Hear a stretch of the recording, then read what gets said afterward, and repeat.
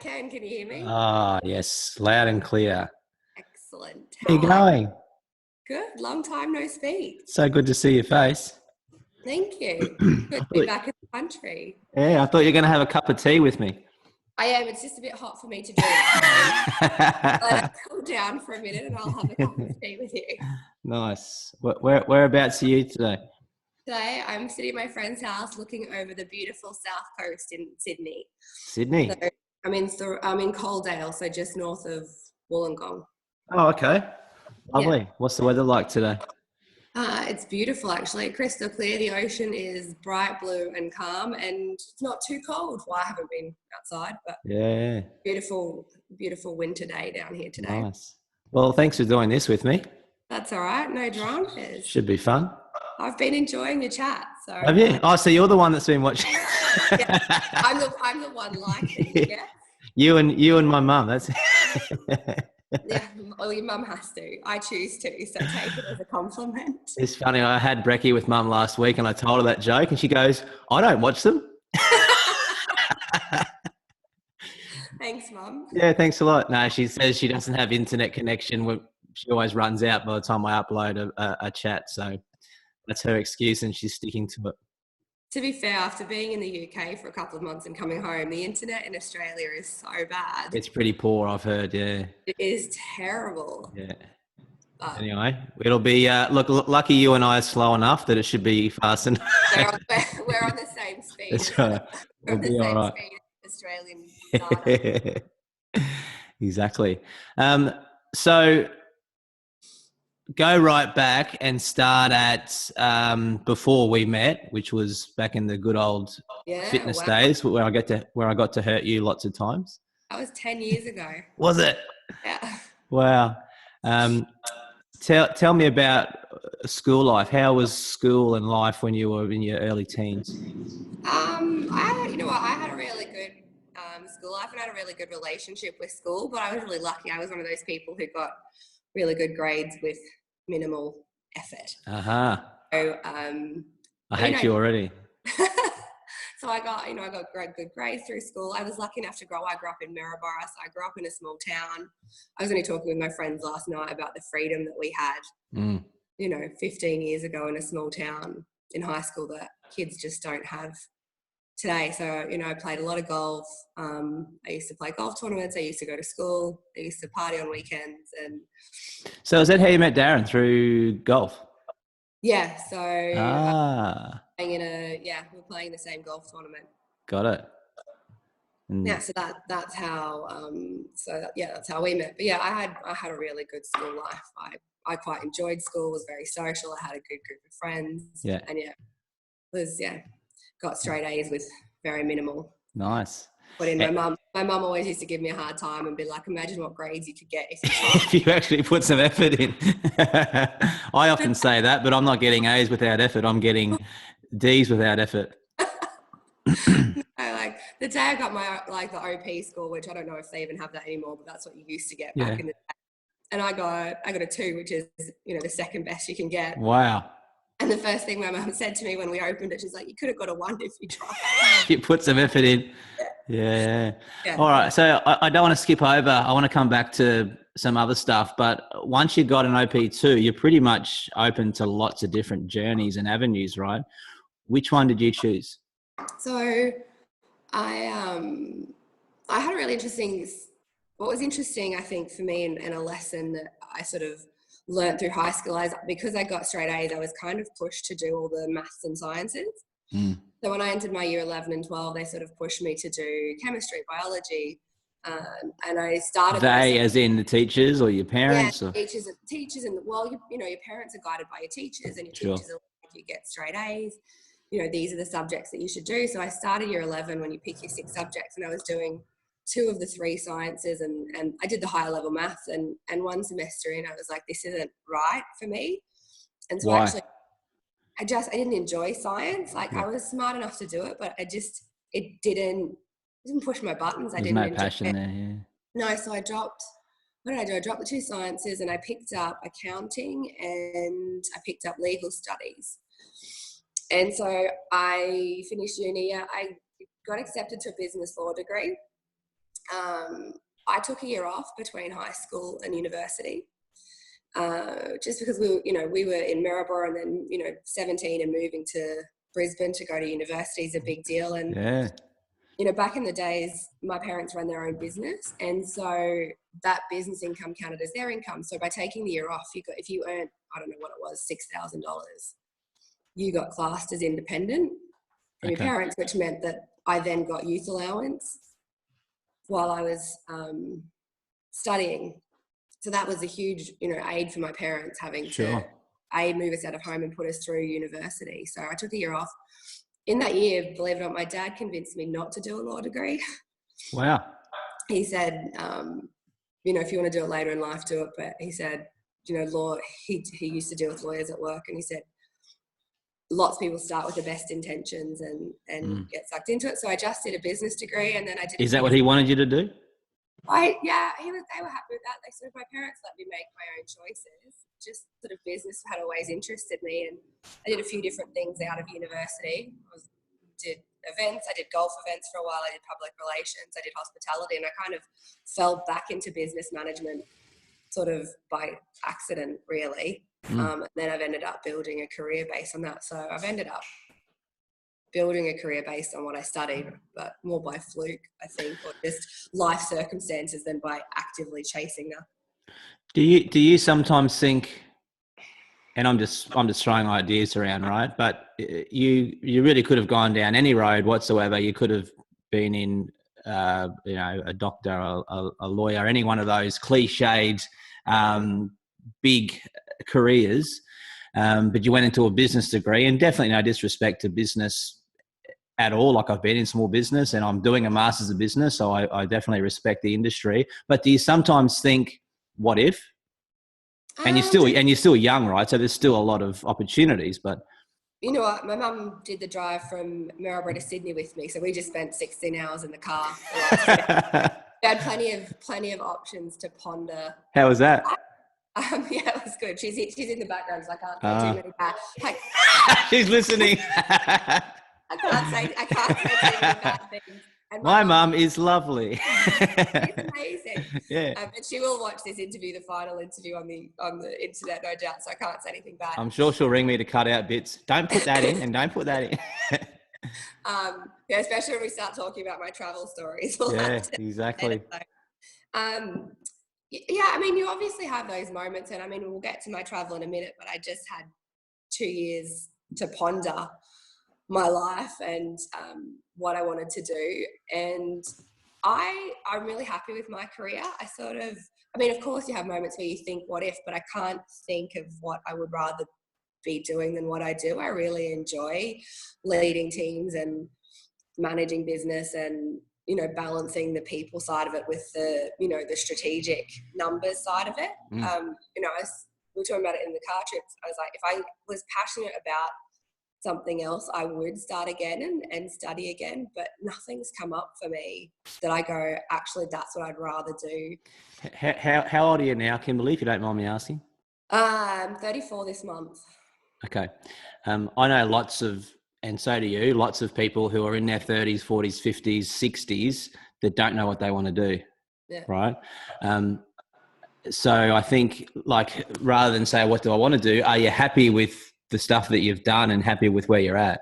Yeah, you know what? I am really happy with where I'm at, and I've just obviously had an amazing opportunity to take a 2-year career break and travel the world. So I think it'd be pretty bad of me to sit here right now and say I'm not happy with those choices. But you know what? I went traveling and I thought, I'm gonna have this big epiphany, and when I'm in the middle of South America, about what I want to do with my life, and I actually realized I really enjoy what I do. Yeah. And I'm moving to the UK in 2 months to continue the same career, because I do really enjoy it and I am really happy. All right. Well, I'm reluctant to go down this road as much as I want to, and I want to in a second, but I want to go back a step first of all and talk about your golfing days. So Sure. just how good of a golfer did you get? So my best handicap was 5, but I probably played consistently to about 7. So okay. And for those that don't know, if you're on a handicap of 1, you're pretty much, the next step is to go pro. And Correct. you were at 5. So I was pretty good. And, I sat on the borderline with golf. I was in some state squads when I was in late high school, and I think even my first year out of school, I was in the junior squad, and I do really love playing golf, but I also, being in the state squad made me realise that I don't want to do that as a career, and I actually gave up my spot on the state squad because I went to the Women's Golf Association and I said, look, I love golf and this is a great opportunity, but there's people who want to do this for a career. They want it more than me, yeah. And they want it more than I do, and they should have this spot. Was that a hard decision?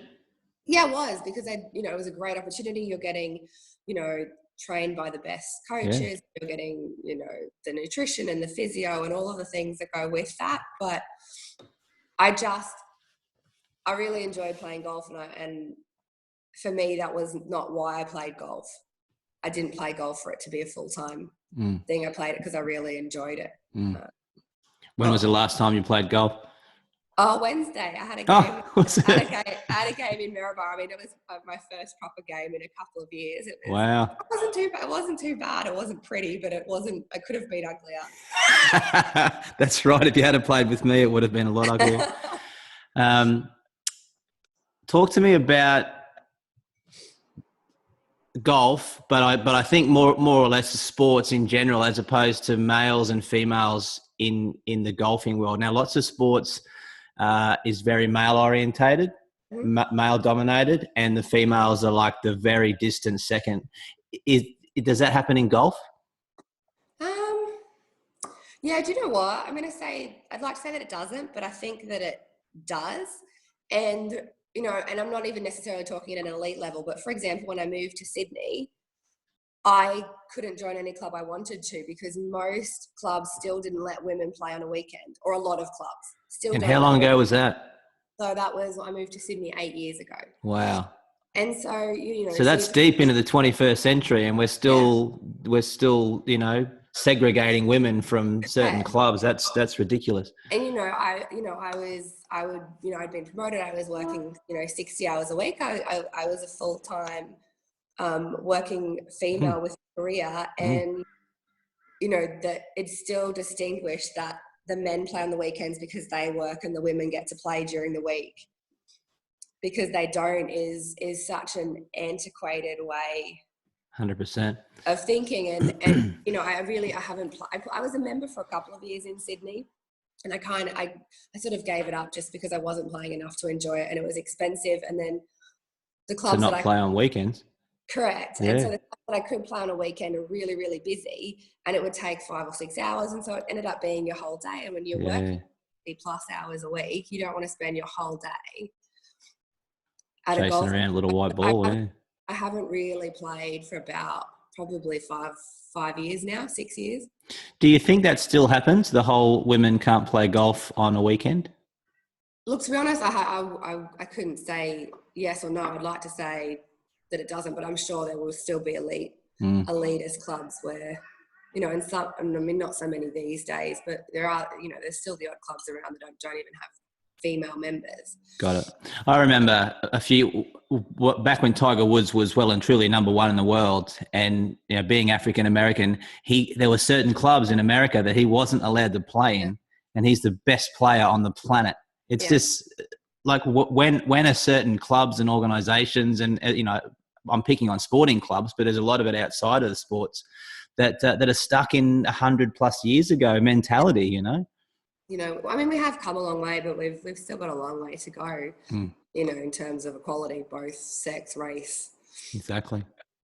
Whatever angle you want to take on that. Agreed. All right. So talk to me about when you and Darren met. Darren and I met. Is this topic all right to talk about, by the way, just before we... Yeah, it's fine. Would he say that? Yeah, he will. Okay. You know what? I'll message him. Because I think he follows your page as well. I'll message him. I did one of Matt's chats today. Just so you know. And I told everyone you were horrible. Yeah. No, so we met. It was the weekend of my 18th birthday.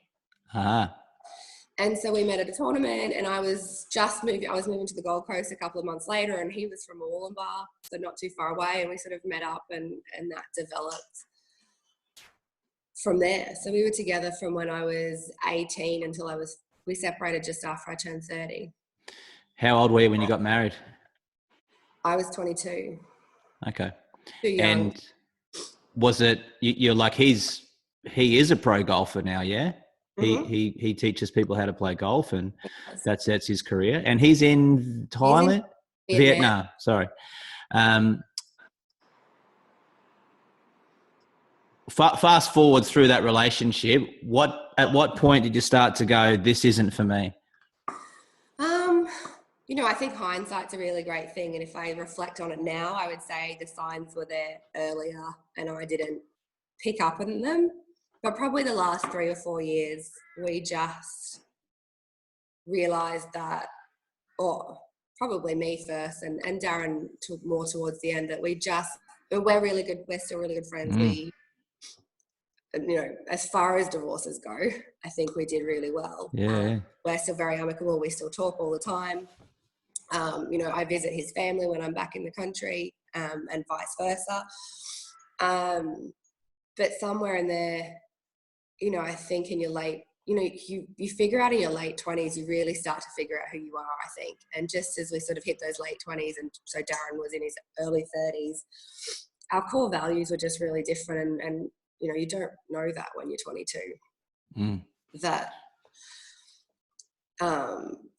the key things that were important to us as people were different, were really, really different. And that's just why we couldn't. Did you guys ever argue?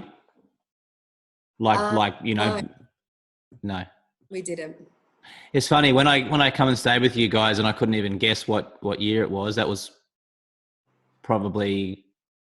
Oh yeah, I even forgot about that. Do you remember that? Just for a couple of nights. And you guys were like just always bouncing off each other, and what I remember was that you were a good partnership. You really worked well together. I think there were some other friends of your friends over as well. And you guys just seemed to know each other so well. Yeah. And we're still, it's really tricky. And I've had a lot of time to reflect on it. We're really, we're just really good friends. And that's not enough. And we were, it's funny, we were the couple, there's always someone in the group that's like, well, you're the couple that'll never split up. and you're like Brad Pitt and Jennifer Aniston. Yeah. Except far less good looking and far less wealthy. I don't know. Darren's pretty hot. You know what? In Vietnam, he is. Yeah, he's the man. He is the man. Yeah. I don't know. Redhead and freckles is apparently sexy in Vietnam. Exactly. Although I saw an article the other day that sperm banks are looking for more redheaded donors. Women are facing the redheads. I call it the Ed Sheeran effect. All right, let's turn that page. How did he deal with the divorce? In your eyes? It's interesting. So, I would definitely say it was probably me chasing a separation more than him. Yeah.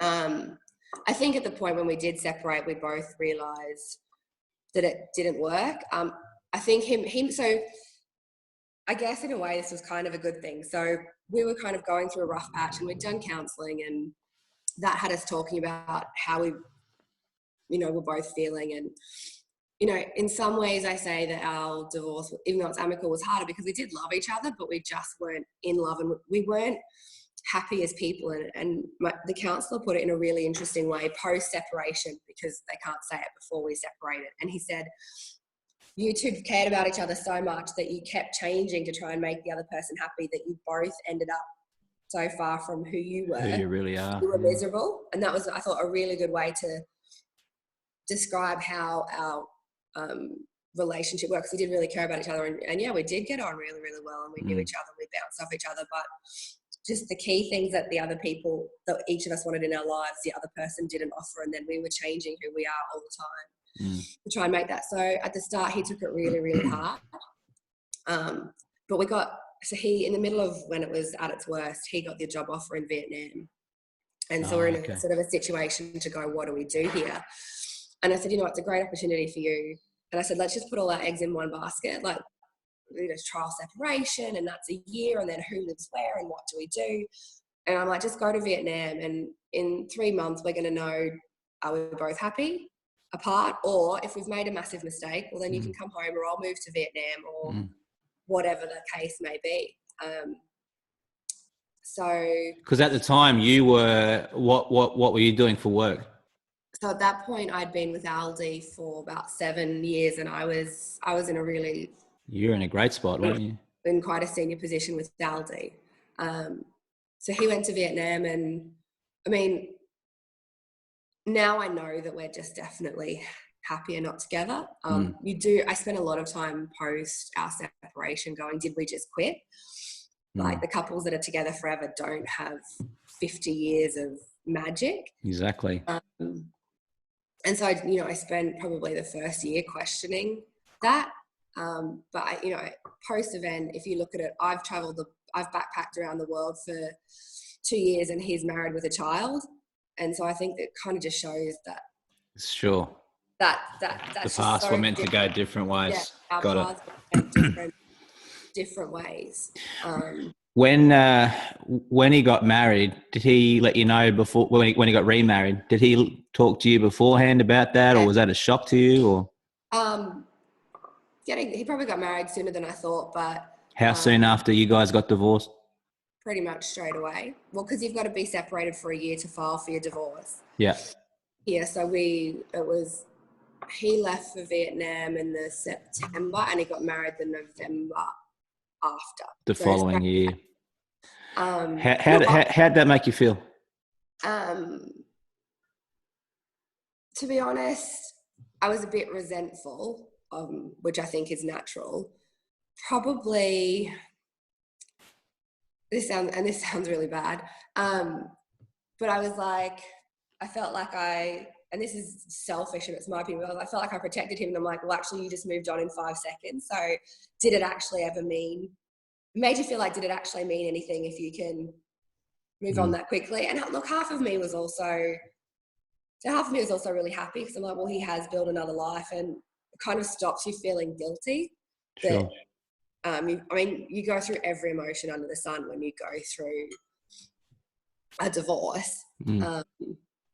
But yeah, and then, they had the baby straight away, which, I get. He's married and at that age, and, he loves being a dad. Had you guys ever talked about having kids? Yeah, what was really interesting was we never wanted kids, and I was always, wasn't a later in life thing. It was like, I'm never having kids, not what I want to do. And somewhere I was about 28 and a half, 29, and a switch just went off in my body, and I went from never wanting kids, completely useless with kids. My friends would have babies and be like, do you want to nurse them? And I'd be like, no. How do I hold it? How do I hold it? Not interested. They can feel, they're like dogs. They can feel the fear. They're like dogs. They can sense the fear in you, and they're screaming because they know that you don't want to be holding them. Yeah. And this switch just went off in my body, and it went from one extreme to the other to I really just wanted to have kids right away. But it was at the same time that we sort of were starting to notice cracks, and we made a conscious decision that we weren't going to have children unless we fixed our marriage. Got it. It would have been a really easy thing to do, to have a kid. But we've seen people do that, and it kids don't fix marriages, and we either fix our marriage and have kids, or we separate. And as much as I wanted to have kids at that point in my life, I wasn't doing it without a strong relationship behind it. Now my body clock's ticking very fast. All right. So you were still in the country when you had the divorce. Mm-hmm.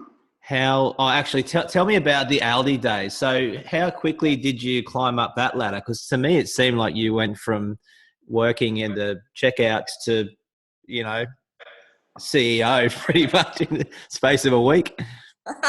No, fast. But also you need to understand at that point in time, Aldi was growing really quickly. So career progression was, I was probably faster than the average, but you've got to remember at that point in time for Aldi, growing as fast as it was in Australia, lots of people were getting promoted. Sure. Really quickly. But, I did have a really good career with Aldi. So I did 2 years as an area manager. Then I got my promotion and I moved to Sydney, and I was in purchasing. I managed they call it purchasing director, which is essentially like a category buyer. And I did that for 4 years, and then I went back into operations, so then managing a team of area managers. Wow. After that. So I sort of did 3 roles with them over 8 years. Okay. So over 8 years, you grew to having quite a successful part of that organisation in this country, and I'm assuming on quite a good financial reimbursement for your time. I was. Why leave that? You know what? It was a really difficult decision for me. I wasn't I hated my job and I had to get out. I quite enjoyed my job. I was doing well at Aldi, so Darren and I separated. I was doing really well at Aldi, but when you went through the divorce, and you think in your head that once that's all finalized, all of a sudden life's going to be great again. And it doesn't work like that, because, and it sounds really cliche, but you lose who you are along the way, and then you get to the end and then you're by yourself, and you have to then figure out, how do you live your life as, this person. And I was with Darren from 18 to 30. So my whole adult life, mm-hmm. I was in a relationship. I'd never been on my own. I'd never been single.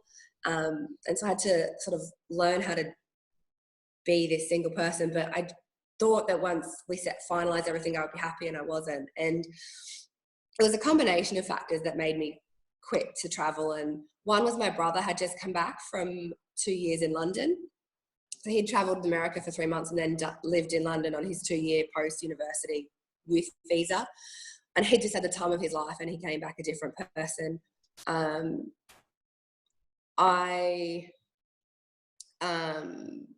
I was just a little bit, I'd always wanted to travel. So if you'd met me when I was 15 and they, what are you going to do? I'm like, I'm going to travel the world, and I'm going to be this CEO executive, and there's not going to be a man in my life.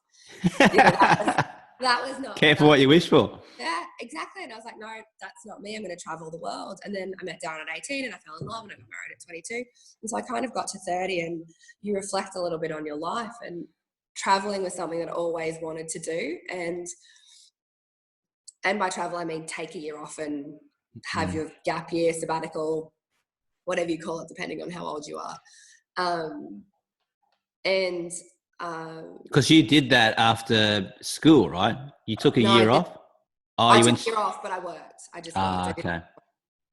Got it. And I sort of got to 30, and I'd got married at 22, and I joined Aldi at 23. So I'd spent all of my 20s being this responsible working wife. Yeah, I was married and had the career and did all the things you're supposed to do to be deemed successful in life, but I wasn't happy. And so I kind of got to 30, and it was a big decision to quit because of how I was doing at Aldi, and I did enjoy it, and I was earning a lot of money. But give us an idea. I'm asking a rude question here, but I want to, just in relation to the big decision that you made to quit. What sort of money are we talking about? A lot.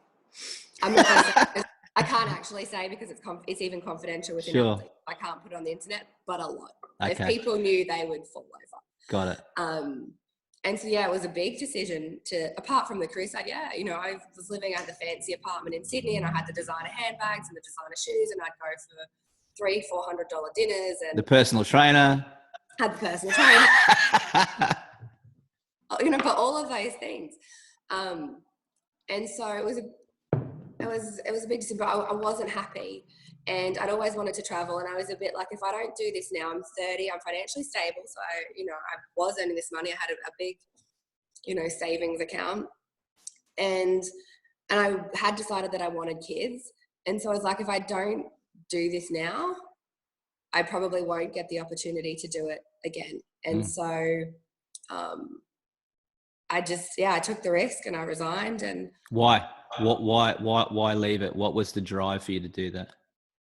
Was there a moment when you said, "Yep, I'd have to do it now"? It was, I just think it was something that I always really wanted to do. Travel's always been something that's really important to me, and traveling for a year had just always been something I really, really wanted to do. And I just deep down, I knew that if I didn't do this, I'd regret it for the rest of my life. And in the end, I went back to the counsellor that Darren and I had counselling with, because I couldn't make this decision, and I really liked him. And I went back to him, and he's like, well, talk me through your thought process about why you do or don't want to do it. And then he just got to the end, he's like, Kimberley, you just gave me a whole lot of noise. Like, you just gave me a whole lot of excuses. And in the end, it came down to,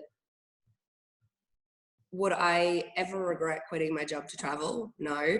Would I regret staying in that job and not traveling? Yes. Yes. So when I took all the noise out of it, it was actually just as simple as, which of those two things will I regret more? And I left Ali on really good terms. If I'd been traveling for 2 or 3 months and I hated it, I can't guarantee they would have taken me back, but they probably would have. There would have been a position somewhere for you. Correct. Yeah. And so it just it was just that deep down I knew that's what I really needed to do. Was what I wanted to do. And then I remember the day that I handed in my resignation. That was a really tough day. I had a really good relationship with my boss. And I came home and I looked at my nice apartment and all my nice things, and I went, this is just stuff. And stuff doesn't make you happy. And the experiences that I'm going to have on my adventure will give me far more in life than my designer handbag or my, expensive wine or whatever else was floating around my apartment at any given time. And the and the nasty personal trainer. Yeah. That's right. Okay, so let's get into it then. So you've gone, right, I've left my job and I'm cashed up. Where does early 30 attractive young lady go on this little planet? Latin America, my friend. Really? Yeah, I flew. I don't even know where the idea came to me. This is where I wanted to go, but I knew I wanted to do Central and probably South America. So I flew to Mexico. I sold everything. Of everything, all the furniture. I kept a couple of boxes of personal stuff, and I did keep my designer stuff because I thought I might never earn enough money to buy those things again. So I kept my designer handbag and my designer shoes. But I sent 4 boxes of stuff to my mum of just personal stuff or sentimental stuff, but everything was gone. So I put all eggs in one basket. Yeah. And went, I hope this works. I flew. I started in Mexico. And so the first, I had about a week on my own. And then my first month, I'd never backpacked before. And you hear all these like horror stories and what is backpacking going to be like? And it's going to be me and a bunch of 20-year-olds. And I'd never stayed in a hostel in my life. So the first month I did like an organized group tour. So it wasn't with Kentucky, but similar to a Kentucky where you've got a tour guide and they coordinate your movements. So I did a month tour through Central America. Wow.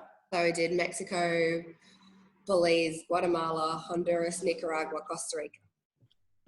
I did that in a month. And then I thought, I'll see how I go. Maybe I'll do another tour or I'll try and do it myself. And then I did it myself for the next 18 months after that, pretty much. Well, in that first month, what sort of things were you scared of? Not speaking the language. I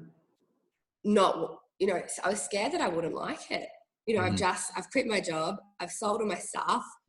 Like, what if I don't like traveling? Like, what if it's this idea in my head and I get there and I hate it? So my biggest fear was probably that what happens if I don't like traveling? Got it. I didn't speak the language. Was there Guatemala, and I was like, all we hear about, and Colombia is the same, and all we hear about these countries is like drug cartels and people getting kidnapped. And you think, oh my gosh, am I going to survive these countries? But my biggest fear probably was that what if I hate traveling? What do I do? What did your mum think about you doing this first month? Not much. She wasn't happy? She didn't think much of my plan altogether. Quitting my job, my nice position, my good income, and traveling solo female through Mexico and Guatemala. Yeah. Wonder why that is.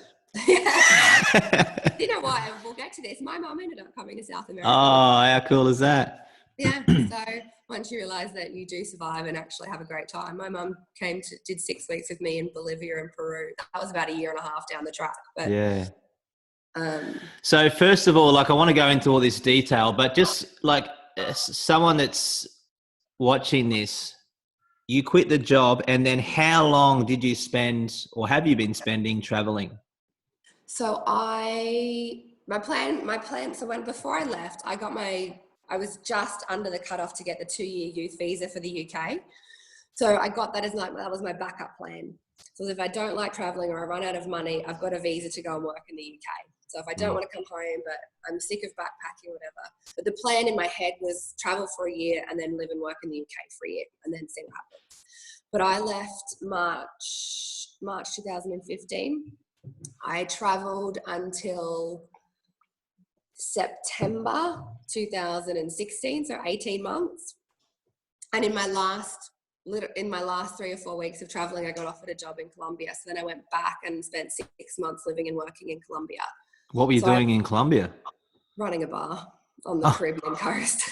Yeah, so running drugs. No, I wish. That would have paid a lot more. Yeah. You might not be here to tell the story though, but. No, that's true, but I would have had a good few years. Running a bar in Colombia.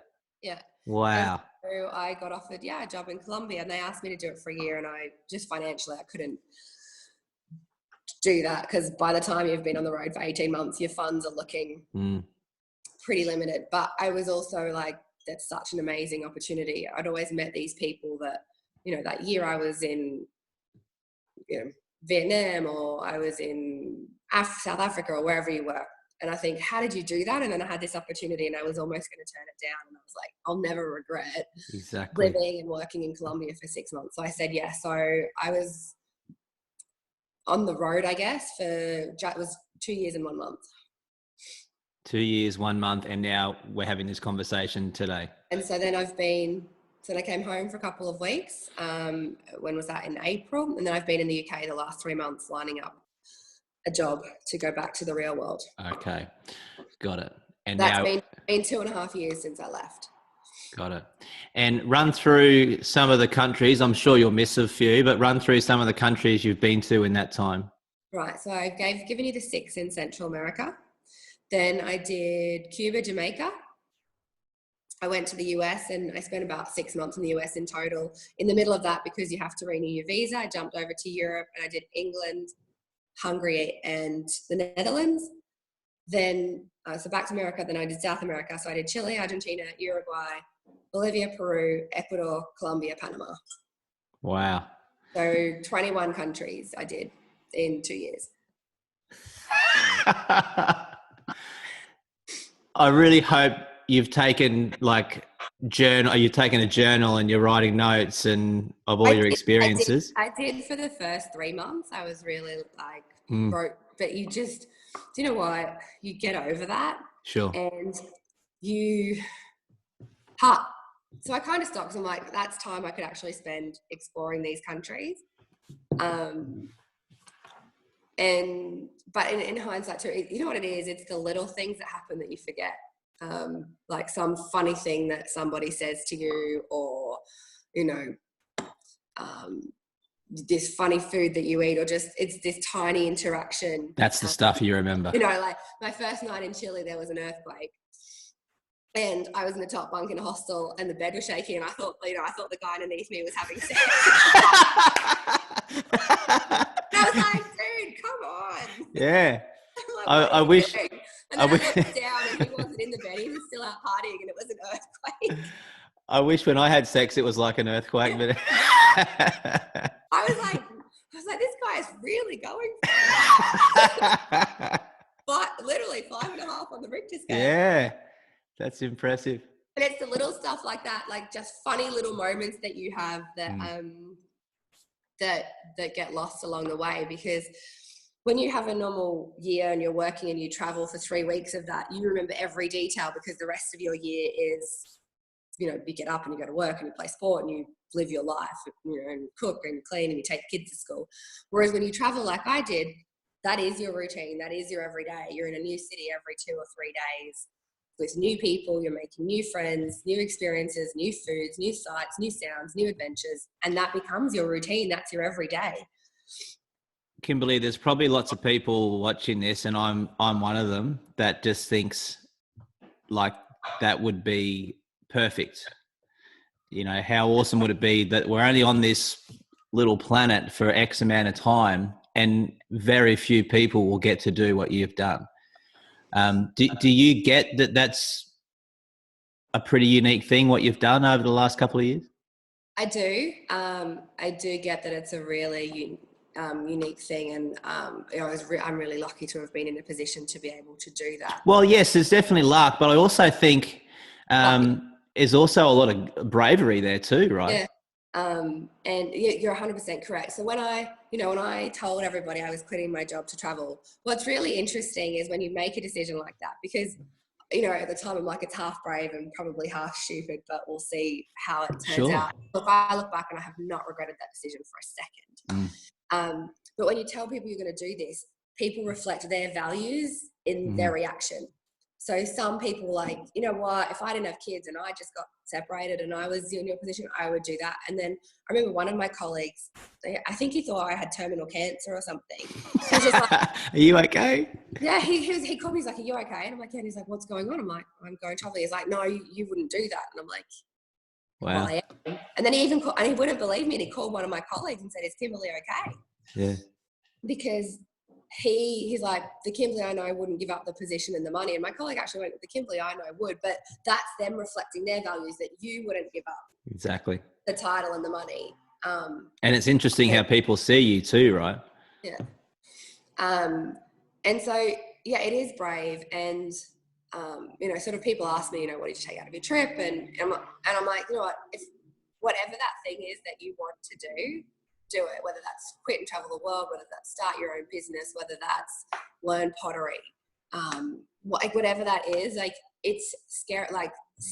That's, I put my whole life into a backpack and flew across the world. But I've never regretted it. Oh, and the stories that you've got from that, it's amazing. The stories, the experiences, the friendships, memories, the things I've seen, the things I've done, I'm happy, and I'm far happier now when I've got no money left in my bank account. I have 2 suitcases of clothes that I own. Still with my designer shoes and bag in there. Of course. Hey, do you think I'm far happier now than I was with the nice title and the nice apartment and the money? Sure. I've got 2 questions, and I don't think either of them have a short answer, but someone that wasn't in the position you were in regards to the big salary, would you still invite them to do what you've just done? Yeah. Look, I was really lucky. I had a really nice, cozy budget to go traveling with, but you don't need that. And this is one thing, it took me a while to figure out on my trip to do this, but you can do what I did on a really small budget. There's amazing websites out there now where you can volunteer in exchange for work and accommodation. So you can spend a month in a country without having to pay for food or accommodation. And you can do things really, really cheap. I was lucky that I didn't have to, stretch my budget as far as other people did. But if you want to do it, you don't need lots of money to be able to go and have those experiences. I met lots of people doing it on really, really tight budgets, watching every penny, but you can work in exchange for food and accommodation. You can always get the public bus instead of getting a taxi. Hostels aren't expensive. There's ways. If you want to do it, there's ways. If you want to do it, there's ways to do it. Got it. My second question was, that person that said the Kimberley that I know wouldn't do this, and there's probably some truth to that, in that who you were with the career and the marriage and all of that versus who you've become is 2 different people. It is, yeah. So my question is, do you think you've changed as a person in the last couple of years? Yeah, absolutely. You know what, you read all these blogs about, you know, things you get from solo traveling, and they sound so cliche, but they're actually so true, which is you really get to know a true version of yourself because you strip down all of the layers when you travel, and you become stronger because you have to depend on yourself. So yeah, you meet people, and people have this vision of solo travel that you're alone all the time and you're eating meals in restaurants by yourself and you're doing tours by yourself. You know, I could probably count on my fingers and toes the number of times I ate dinner by myself. Wow.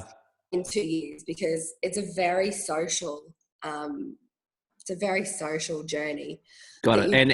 And you are a very social person too. Would that be a fair thing to say? I am. So, you know, I met other people traveling that aren't social like me, but each person learns something about themselves going on that journey, which is, if you're not a social person, you are put in an environment where, unless you want to be by yourself 24/7, you're going to have people around. You have to interact with people. I learned to be less judgmental, because so when you're backpacking, all the normal, and I talk about the layers, and I mean the layers that we use to judge people or determine whether they're someone that we would interact with or not. So the clothes that you're wearing, the makeup, the job, the title. Everyone in a backpack has none of that. You just have your backpack, your basic clothes, like no girls doing the hair, no girls wearing makeup. It's like no more badges. No, yeah, that's a great way to put it. So no badges, and you get to meet these amazing people that, and partly because you would have judged them in your normal life, but partly just because you just wouldn't have crossed paths with them, because, you know, our world's so big, and, you know, I'm not going to interact with somebody who maybe is a social worker, because that's not the circle of people that I'm in. And so you meet people from all different countries with all different political views, work experiences, life experiences, and you talk to people with none of those badges. And so one of the great things that, I hope I've taken from my trip is not to be so judgmental of people, because I made amazing, and that's not to say that I'm, you know, not judging people. I had someone come to hostel and I'd think, oh gosh, I'm not going to talk to them. And 3 days later, you're like, you're a really fascinating best mates and amazing person. And look, that doesn't mean you're mates with everybody. You meet people traveling that you don't like. Sure. Like anywhere, right? At work or life. But I hope that I've learned to be more open-minded, might be a better way to put it, than less judgmental, because we're just naturally, as humans, we judge other people, but more open-minded to go, just because someone's badges don't match my ideal doesn't mean that they're not a great person. And and not to say that you still can't learn something from them or take something away from it. Exactly. That's a big part of why I've been doing these chats, is because, you know, everyone has a story, right? And everyone's story, a lot of the time, it's not a celebrity or a famous person that has the most interesting story. It's people like you that would, you know, had their career like so many other people and just decided, you know what, I'm going to go and see what this world's all about. Yeah. And I think a lot of people will watch this, and I'm a little bit concerned actually, because I myself am going, I could do that. I could just leave everything and go. And I'm thinking, but I've got a partner and I've got kids to look after. And I'm thinking, well, how can we all do that? Yeah. How can all of us do it, you know? You know what? I met families that took their kids out of school for a year and decided to take them travel. Like, you don't meet a lot of them, but you do meet them, and you met people in their 60s and 70s. I met this guy in, it must have been the south of Chile. He was American, and he rode his motorbike from America all the way down through Central and South America, and he was 72. Oh, that is amazing. And he's staying in a hostel. And, I met, usually it's the Scandinavians or the Germans or the Dutch that do this, but I did meet families that have I met a family with 6 boys, 6 kids, aged from about 2 to 16, and they'd bought a camper van, and they were in Colombia, and they just took the kids out for a year and went, we're going to do this. And and imagine the learnings for those kids versus being at your traditional schooling system. You're going to learn far more life skills in that year than you're going to learn, at I couldn't agree more. School. And so yes, is it harder to do it when you have a partner and kids than when you're by yourself? Yes, but can you do it? Yes, you know what? And even what was really funny, I mean, Central and South America is a bit of an older backpacker crowd. Like, I was one of the things when I went traveling, I thought it's going to be me and a bunch of 20-year-olds. But it's an older crowd. Most people were probably 25 to 30 or 25 to 35. So I met lots of people around my age who kind of some of it was relationship breakups, some of it was, you know, like huge crises in their life. But a lot of the time was people were in a career break. And they're kind of like, I've done 6 or 8 years and I'm looking for a new job. And it wasn't necessarily a year or 2 years like I did, but it's 3 months. Like, actually, I've got some money saved up and I'm going to take that opportunity where I can have 3 or 6 months in between this job and whatever I decide to do as my next job and travel. And so I met lots of people, which I was surprised at, that were in a similar space in their life, similar age to what I was, who go backpacking around the world. And had in some ways had a similar background to yourself. Yeah. And, you know, I've made some amazing friends traveling. And we were talking about this recently about why do you make great friends when you travel? And I think A, it's you've got a shared experience. But B, I think it's back to what I was saying before, where when you meet someone traveling, you meet that true person, all those badges and layers that normally you have to break down to become somebody's true friend. You start with at the core. The person that you get to know is that real person. Yeah, that must be so refreshing. Yeah, you know, I've made amazing, really close friends that I met, you know, 2.5 years ago now that I still message, you know, every few days and consider them some of my closest friends. That's so cool. Kimberley, tell me about the next 5, 10, 20 years for you. What's the biggest goals that you have? Do you know what? One of the things I take from traveling, and I don't say not to have goals because you have to aim towards something, but one of the things you learn is to just roll with it, that, you know, see what comes. I mean, you know, we talked about children. I definitely want to, you know, have kids is on the cards. So, I mean, for me, the short-term goals are to get financially stable again. Every penny I've earned traveling that. So, you know, I want to build my career back up. I like what I do. I like being... We'll set up a fund for you called the Kimberley Chapman Traveling Foundation. Yeah. GoFundMe page. GoFundMe. I don't think I get, my friends like, well, you spend it all, so. That's right. But yeah, what a way to spend your money, right? But, you know, I am an ambitious, driven person. So, you know, I've had an amazing experience, and, you know, I don't like to answer the question of what did you learn on that trip. I could talk to you for days about the things that you learn, which is, you know, being more open-minded. You learn to roll with it. You learn not to stress the small stuff, because if your bus doesn't turn up in the middle of the night in Bolivia, there's nothing you can do but wait for the next bus. And, you know, I got robbed a couple of times, and well, I was going to ask you about that. What were some of the scariest things that happened whilst you were traveling? You know what? All in all, I got robbed a couple of times, but nothing, wasn't violent. As in, they come up to you? Yeah, so I was in Guatemala and I had a necklace on, and I came off and grabbed it and ripped it off my neck and ran off. And then in Cuba, my friend and I were walking along the Esplanade, and we both, you know, when you travel, you have your bag across your shoulder, so it's harder to steal. So they can't take it, yeah. I was traveling with a Scottish girl at the time, and these 3 teenagers, they must have been about 15, 16, the 3 of them came at us at the same time and grabbed both our bags, so we couldn't defend each other. But anyway, in the end, they didn't get anything. They ripped our clothes, so we ended up wrestling them to the ground and ended up like in the fetal position, protecting my bag. Wow. Was there other people around? You know what? It must have just been an opportunity thing. There was. We're walking, you know, and it was our last day in Cuba, and we'd, you know, been quite careful in Cuba and, well, just in general. And it was the middle of the day on the Malecon, which is the Esplanade. And there was and they had an art exhibition along there. So there was hundreds of people around. Anyway, they didn't get anything, and we were fine. And why do you? I was just going to ask. Just accepted that if I'm going to travel in Central and South America, you're probably going to get robbed. And there's a couple of moments where you have a few close calls, and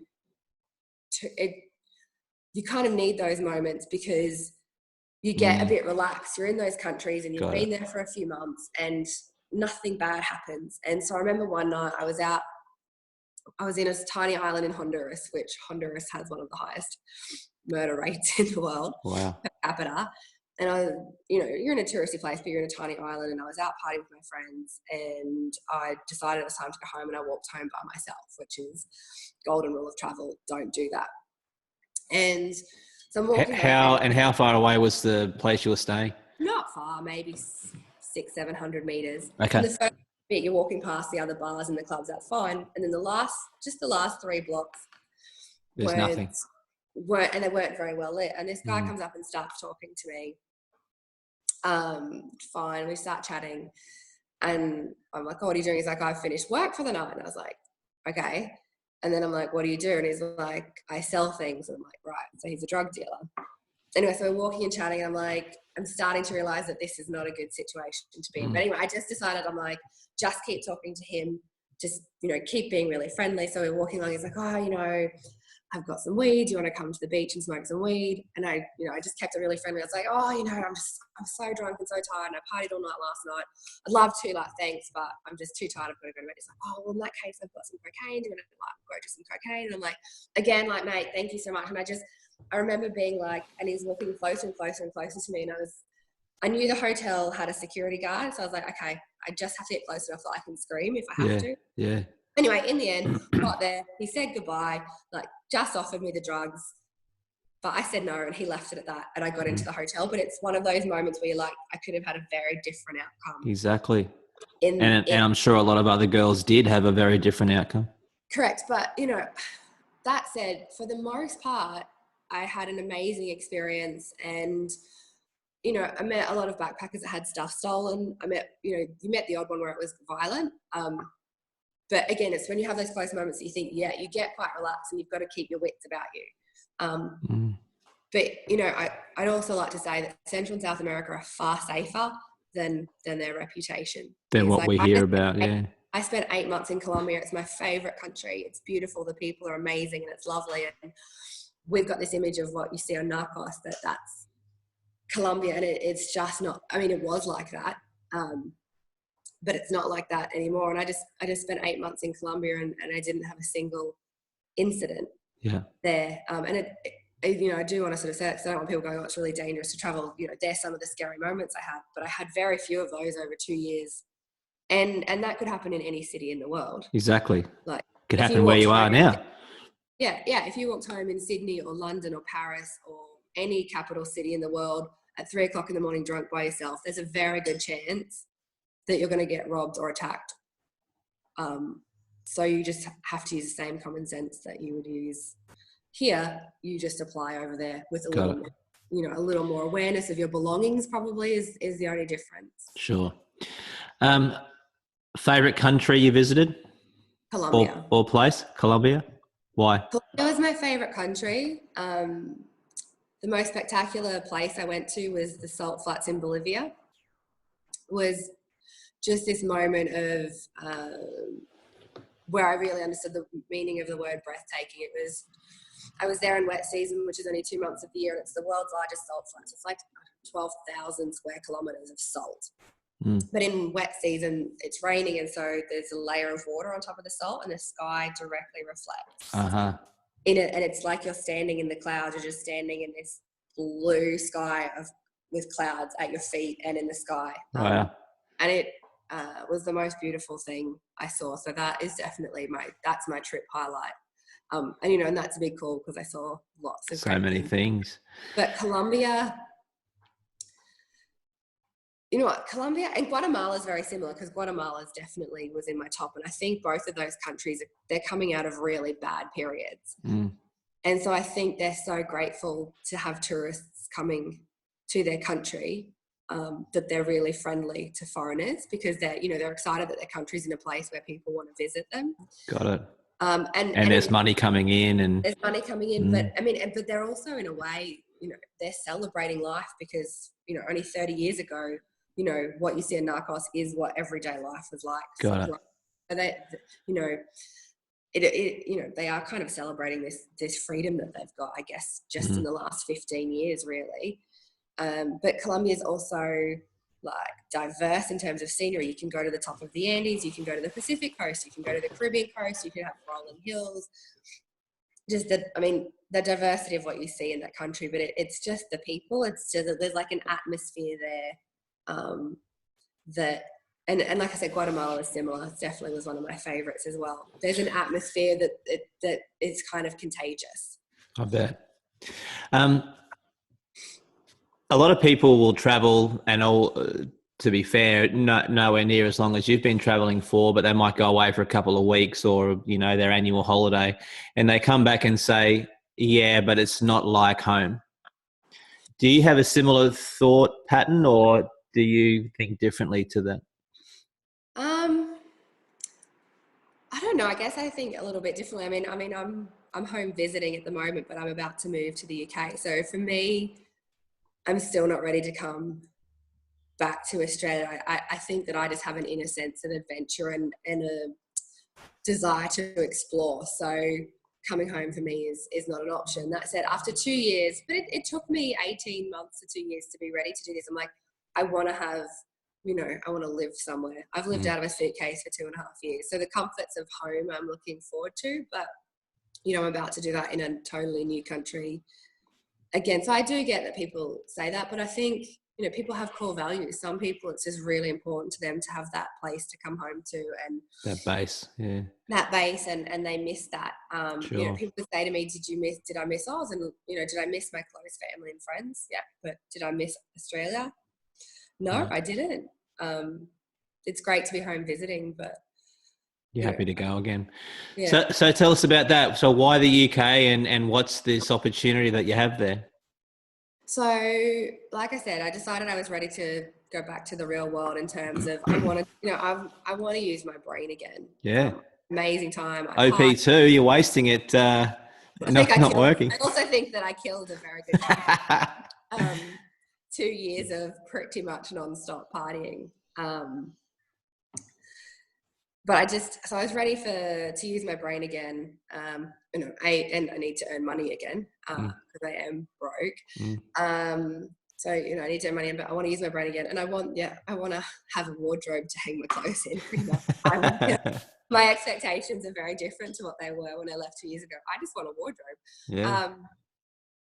The UK, so I was pretty open. It wasn't necessarily had to be the UK, but it was definitely a leader for me in options. I sort of, I looked at the US, but, they only have 2 weeks vacation, which travel is obviously important to me. So that doesn't work. And Trump got elected. So that kind of sealed the deal for not wanting to go there. I mean, Brexit didn't help with the UK scenario either, but the UK, I guess, kind of won out for a couple of reasons. One, similar language. 2, proximity to Europe. So really great location in the world. 3, from a work perspective, my skills transfer really nicely to the UK. So, the language that you use, the way retail is structured, my experience is looked upon favourably there. Not to say it's not elsewhere, but it translates really nicely. But probably the major thing for me is I have a lot of friends there. I made really, really great friends. I have more friends in London than I have in Sydney. Wow. Is that from the last 2 years or prior to that? Some of them are my brother's friends. My brother lived there for 2 years, and I'm some of his friends, but mostly from traveling. And the lifestyle is just what suits my life at the moment. So London just has such a culture of going out and doing things. I've just been there for 3 months, and I must have done something 3 or 4 nights a week, and and it's just different to here. It's like here, it's like we have to plan. It's like, oh, there's this thing in 2 months, let's all make an effort. In London, it's like, hey, there's a jazz club open just around the corner tomorrow night. Do you want to go? Hey, there's a Gelato festival at this park on Saturday. There's always something going on. Yeah. There's always something going on, and the culture is to do that. And the friends that I have in the UK, and this is probably what was appealing, is that all my friends I have in the UK are all single. I have amazing friends in Oz, and I miss them, but almost all of them are married with kids. And I'm They're boring. Yeah. They're old and boring. Oh, my poor friend, I had her and I were up drinking till 3:00 Oh, last night because we haven't caught up for a while. she's still asleep, is she? Stuck into the wire. I managed to get her out of bed, but we had a good laugh. But my friends and kids, and it's not a bad thing. It's like, but it's 2 months planning to go out for dinner because it's got to be like a weekend the kids don't have sport or birthday parties, and the husband can be home to look after the kids so that we can go out for dinner and drinks. And in London, you end up, even during the day, you can not have plans and end up going somewhere that night and doing something really fun. And so it's a lifestyle thing that, because I'm interviewing for the UK and I need a sponsored visa, so it was really difficult to be interviewing because that's a lot of effort for companies to go through to get you that visa, particularly right now with the the Conservative government and on higher unemployment. It's a lot harder than it was 10 years ago. Aussies be handed sponsored visas hand over foot. Now it's really, really difficult. But yours has gone through? It's in the process, so I'll get that's why I'm home, because it takes 3 months to go through the whole process. So, and I can't earn money there until I get the visa, so I've come home for 2 months to just get something. A 6-week contract in Sydney next week. Oh, terrific. So tell us about the UK position. So I've got a position with BP. Oh, great. So I'm taking a step back to being an area manager, which I think was inevitable. A 2.5-year career break in a different country. I can understand why they wouldn't put you back in at the same level. But I've got a position with BP as an area manager. We're in the process of doing the application for my sponsored visa, which they're very confident that we'll get approved. That'll all go through. Yeah, and so I'll get that mid to late September, and then I'll start work for them on the 1st of October. Okay. Now, do you think that you're going to have a similar little journey, do 2 years at BP and then go, all right, I've got the bug again, it's time to go? No, I don't think so. I think travel will always be important to me. It's going to be a long time before I'm willing to pack up my whole life again. I'm looking forward to building a career. I'm really excited to be joining PP. They've been nothing but amazing in every interaction that I've had with them. And I see that being a career move. Hopefully I see me being with them for a really long time. Got it. I see me still backpacking, but in a different way. So, the one thing about the UK, they have great annual leave entitlements, the same as we do in Oz. So I see me taking a backpack to Africa for a month and doing little trips, or even 3 weeks, doing those trips. But I wouldn't never say never, but it's going to be a long time. For me, it's career and, with or without a man, some children in the next sort of 5 years is... Well, that's going to be my next question, right? So, would you like to be back in that married, kids? Do you know what? It's world? Funny. This is one of the things that it's the cliches that you learn traveling. One of the reasons I left was I started dating here and I was like, Australian men are awful. I'm never going to I'm gonna go and explore the world and I'm gonna fall in love. So not one of the reasons, but one of the things that I expected to find on my trip was love, and I didn't. Did you nearly? No, I didn't actually. Not with the guy in the bunk underneath. That could have been some. I met lots of Mr. Right nows. No Mr. Right. Yeah. But it's one of the cliches, and it sounds so corny when you say it, but I found myself, and what I got from my trip is I figured out that I'd love to find love and find that relationship that gives you the level of support. But what I figured out over the last 2 years is that if I don't find that, I'm okay, and I'd rather be happy by myself than settle happy with someone that doesn't add value to my life. Got it. And I think. Can I just jump in there, because I've heard that sort of train of thought before from people, and I think I get that 100%. And at the same time, it's what you bring to that part of the equation as well. There's too many females and males that say, oh, well, I've got to wait for the right person. And that's true. But I also think there's a bit of work from you as well. Yeah, look, there is. And don't look, I've been on Tinder. I've been dating. It's not that I'm not making an effort to find it. I am. But I'm not looking for it because I need it. Sure. And I guess I mean less about, you know, the actual meeting someone, but once they're in that once you're in that relationship, you know, it's like, oh, like I hear that, and I'm going off topic here, but I'll get on my soapbox. People that say, until I find the perfect guy, like I'm single and it's going to take a really awesome man to fix that, or a really awesome woman to change that.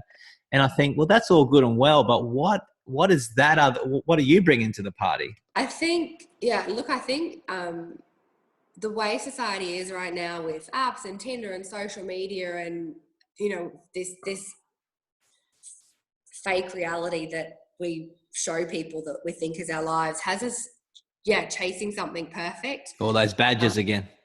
Yeah, all the badges come back on, and I think the way we live our life now is that we always think there's something better out there. And I'm very mindful of that. And I'm not looking for the perfect person, but what I have figured out after, you know, going through a divorce and traveling, I just know what the key, not traits, but I know what the key things are I need from a relationship. And I'm not looking for someone perfect. And I think that comes a little bit back to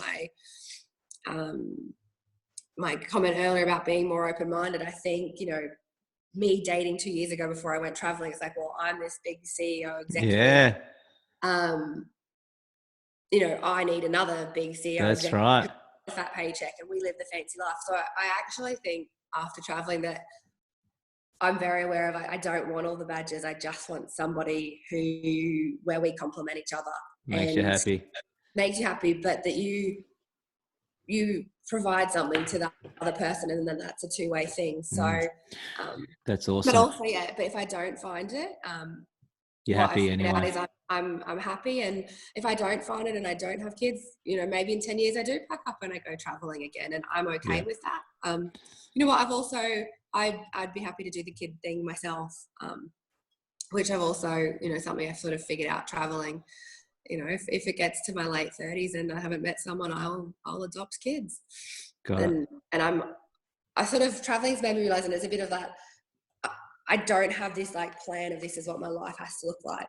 Well, if I meet someone, we have kids, great. If I don't meet someone and I'm by myself and I don't have kids, great. Great. If I by myself and I adopt some kids and raise a family and maybe meet someone in another 10 or 15 years, but I've still got to have children, also great. I'm more open to what life is going to throw at me. I don't have this picture of what life is supposed to look like, because I learned in my 20s, I had society's definition of success and I wasn't happy. And so I kind of have this opinion now that there's lots of different ways my life can go in the next 10 years, and I'm okay with any of those. That's great. Outcomes.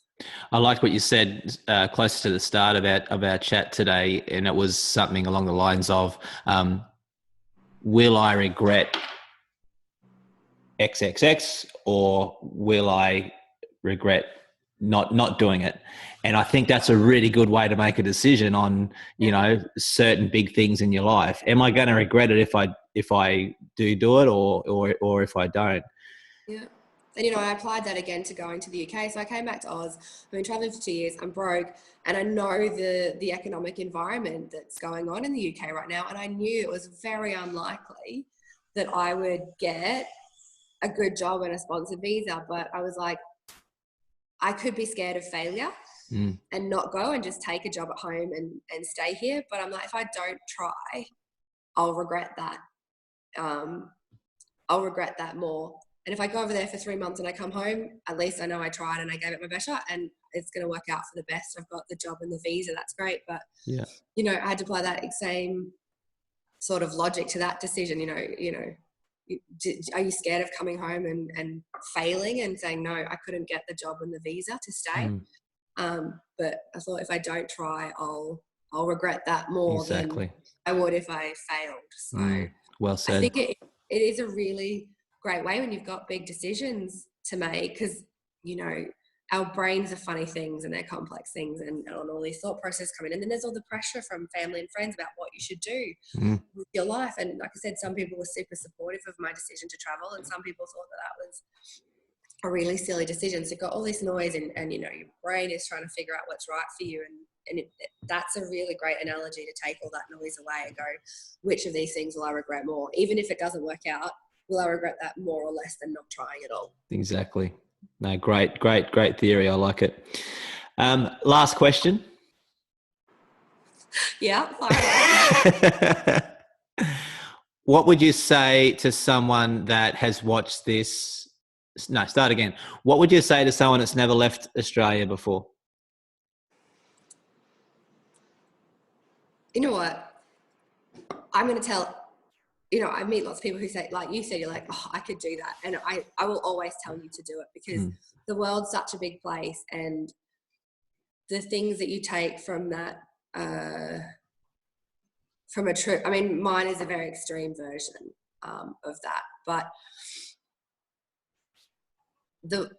you'll take something from that experience, and for each person that'll be really different, but do it. And I would say, if you're that person and you're watching this and you haven't been overseas, go somewhere where you didn't think you wanted to go, because you'll have a far better or unique experience, and you'll learn more about yourself and the world if you go somewhere outside your comfort zone. Fantastic. But, yeah, I say that with a caveat, because I don't want to be that hypocritical backpacker that says everybody has to quit and travel the world, because not everybody does, and not everybody will like it. You know, I met people who are going to travel for a year, and after 2 months, when I don't like this, and I'm going home. So I say that to say, I promise you that you will get something from that experience, but I don't want to sit there and say everybody has to travel the world, because some people don't want to, and that's perfectly okay as well. And like you say, it's something you're not going to regret if you do it. Yeah. Definitely. Like the world, I've just spent 2 years traveling, and my list of places I want to go is 5 times longer than it was. Well, you're going to run out of countries, because you've done 21 in there's 2 years. Countries. There's give or take 200 countries in the world. There's 196 countries. Yeah, and I've done, I think I'm up to about 30 something. I've still got 160. 60s. Yeah, that's right. Would you like to go to every country? You know, I don't know about every country, but I've got this little thing in life. I'd like to do 100. Yeah. 100 countries. 100 countries. Nice. Let me know when you write the book, because I want to read it. You know, I did start writing a book. I did start writing a book, but just haven't. What was the book about?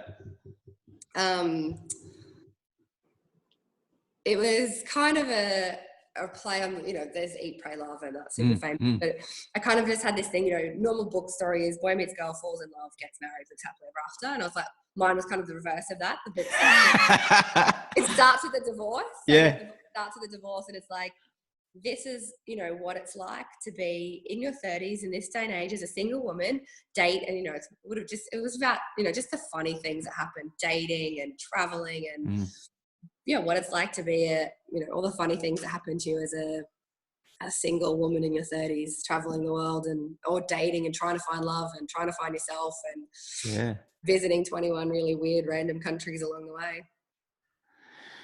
Kimberley, I'm really, really glad we did this chat. I knew it was going to be good, but I think a lot of people will enjoy it and get lots of value out of it. My family just tell me I'm talking too much as usual. But what it comes down to, I said this in the middle somewhere, and it's not even necessarily about traveling. It's about whatever that thing is that's in the back of your mind that you really want to tackle in life. Just go and do it, because you're not going to regret trying. Well said. Great to see you. Catch up soon. Thanks for listening to me. No worries. And if I've got some time on the Sunshine Coast, I'll give you a call and I'll swing by for a coffee. Yes, you will. Yeah. Definitely. All right. See you, mate. Bye.